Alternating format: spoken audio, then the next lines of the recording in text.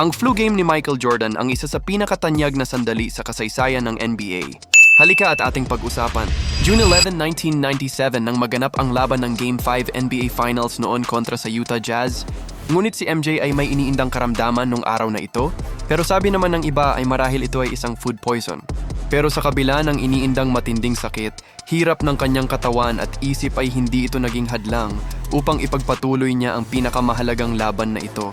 Kahit wala sa kondisyon ng kanyang katawan, si MJ ay nagtala pa rin ng eksplosibong 38 points, 7 rebounds at 5 assists.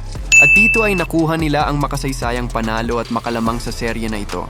Pagkatapos ng matinding sakripisyo na ito, ay agad naman siyang pinuntahan at inalalayan ni Scottie Pippen papunta sa kanilang bench. At ang laban din na ito ay nagpapatunay na ang NBA ay hindi lamang isang physical game, kundi isang simbolo ng katatagan ng isip at walang kapantay na determinasyong maipanalo ang bawat laban.